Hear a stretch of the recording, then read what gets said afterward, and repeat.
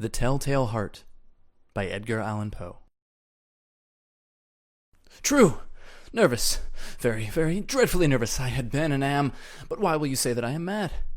The disease had sharpened my senses, not destroyed, not dulled them. Above all was the sense of hearing acute. I heard all things in the heaven and in the earth. I heard many things in hell. How then am I mad? Hearken, and observe how healthily, how calmly I can tell you the whole story.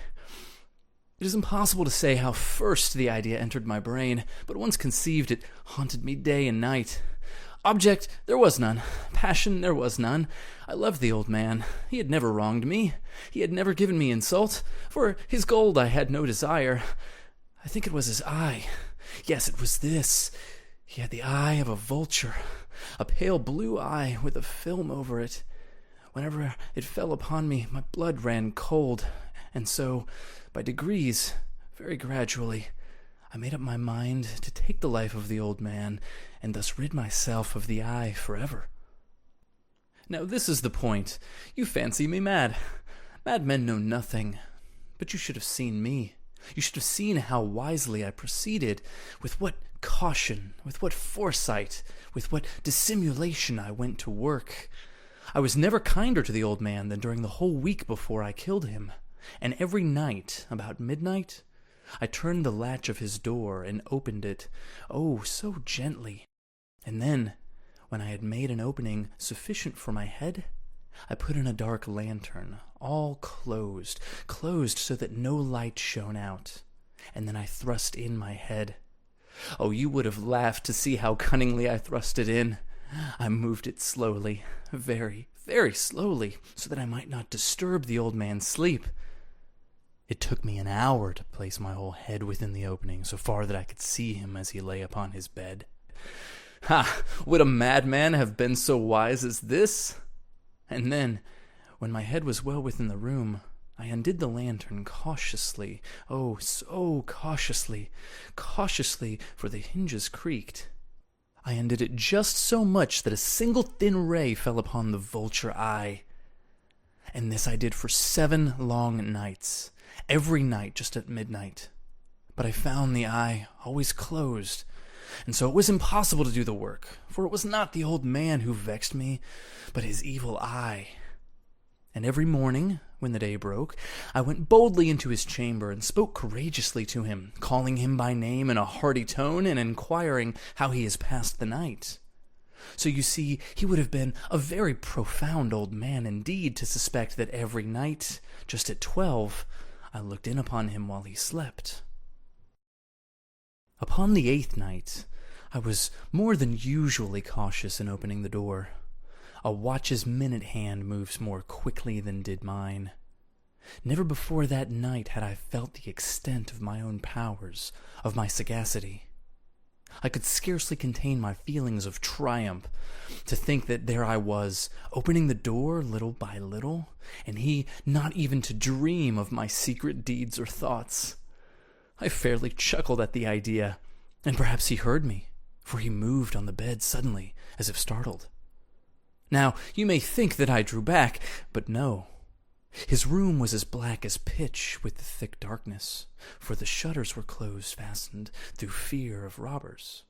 And so I knew that he could not see the opening of the door, and I kept pushing it on steadily. I had my head in, and was about to open the lantern, when my thumb slipped upon the tin fastening, and the old man sprang up in bed, crying out, "Who's there?" I kept quite still and said nothing. For a whole hour I did not move a muscle, and in the meantime I did not hear him lie down. He was still sitting up in the bed listening, just as I have done, night after night, hearkening to the death watches in the wall. Presently I heard a slight groan, and I knew it was the groan of mortal terror. It was not a groan of pain or grief, oh no, it was the low stifled sound that arises from the bottom of the soul when overcharged with awe. I knew the sound well.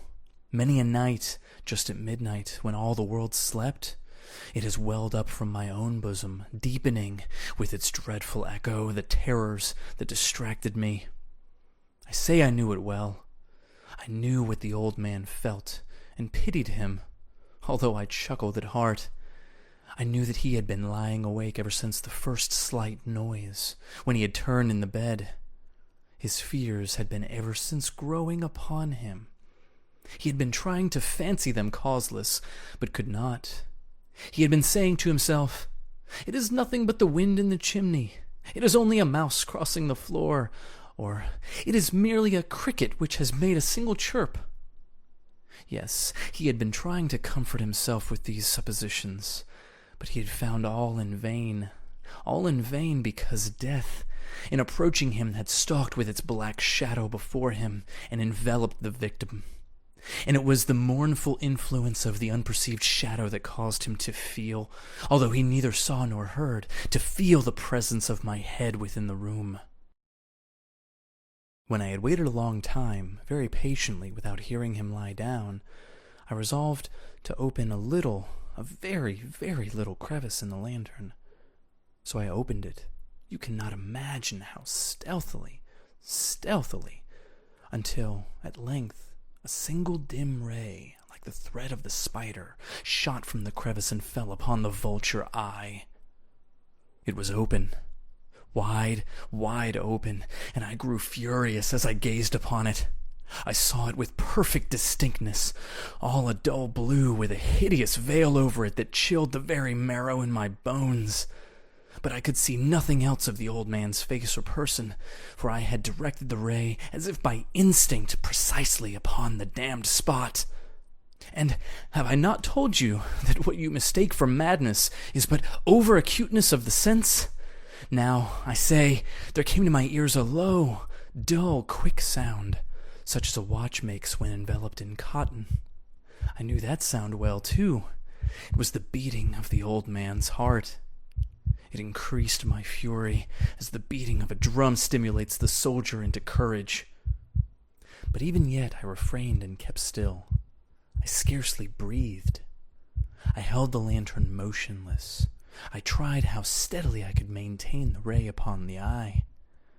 Meantime, the hellish tattoo of the heart increased. It grew quicker and quicker, and louder every instant. The old man's terror must have been extreme. It grew louder, I say louder every moment. Do you mark me well? I have told you that I am nervous, so I am. And now at the dead hour of the night, amid the dreadful silence of that old house, so strange a noise as this excited me to uncontrollable terror. Yet for some minutes longer I refrained and stood still. But the beating of the heart grew louder.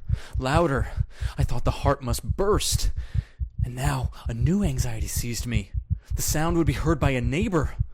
The old man's hour had come. With a loud yell, I threw open the lantern and leaped into the room. He shrieked once only. In an instant, I dragged him to the floor and pulled the heavy bed over him. I then smiled gaily to find the deed so far done.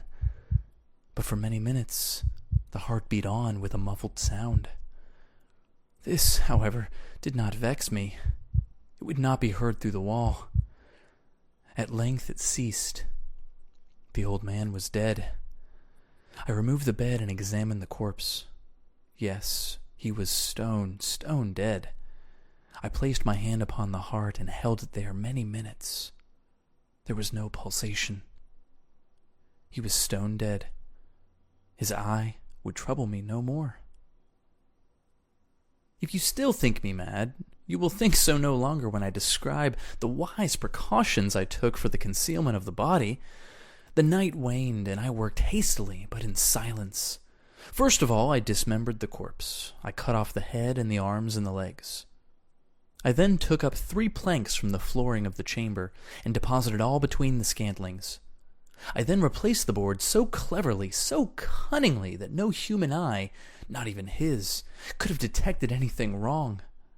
There was nothing to wash out, no stain of any kind, no blood spot whatever. I had been far too wary for that. A tub had caught all. When I had made an end of these labors, it was 4 o'clock, still dark as midnight. As the bell sounded the hour, there came a knocking at the street door. I went down to open it with a light heart, for what had I now to fear? there entered 3 men who introduced themselves with perfect suavity as officers of the police. A shriek had been heard by a neighbor during the night. Suspicion of foul play had been aroused. Information had been lodged at the police office, and they, the officers, had been deputed to search the premises. I smiled, for what had I to fear? I bade the gentlemen welcome. The shriek, I said, was my own in a dream. The old man, I mentioned, was absent in the country. I took my visitors all over the house. I bade them search well. I led them at length to his chamber. I showed them his treasures, secure, undisturbed. In the enthusiasm of my confidence, I brought chairs into the room and desired them here to rest from their fatigues, while I myself, in the wild audacity of my perfect triumph, placed my own seat upon the very spot beneath which reposed the corpse of the victim. The officers were satisfied.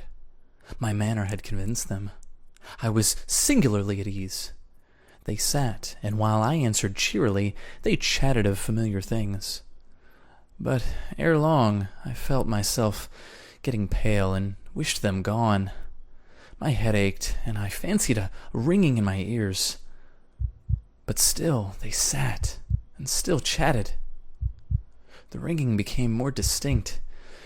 It continued and became more distinct. I talked more freely to get rid of the feeling, but it continued and gained definiteness, until at length I found that the noise was not within my ears. No doubt I now grew very pale, but I talked more fluently and with a heightened voice. Yet the sound increased, and what could I do? It was a low, dull, quick sound, much such a sound as a watch makes when enveloped in cotton. I gasped for breath, and yet the officers heard it not. I talked more quickly, more vehemently, but the noise steadily increased. I arose and argued about trifles in a high key and with violent gesticulations, but the noise steadily increased. Why would they not be gone? I paced the floor to and fro with heavy strides, as if excited to fury by the observations of the men, but the noise steadily increased. Oh God, what could I do? I foamed, I raved, I swore, I swung the chair upon which I had been sitting and grated it upon the boards, but the noise arose over all and continually increased. It grew louder, louder, louder, and still the men chatted pleasantly and smiled. Was it possible they heard not? Almighty God, no, they heard, they suspected, they knew. They were making a mockery of my horror. This I thought, and this I think. But anything was better than this agony. Anything was more tolerable than this derision. I could bear those hypocritical smiles no longer. I felt that I must scream or die. And now again, hark, louder, louder, louder, louder! Villains! I shrieked. Dissemble no more, I admit the deed. Tear up the planks. Here, it is the beating of his hideous heart! The Telltale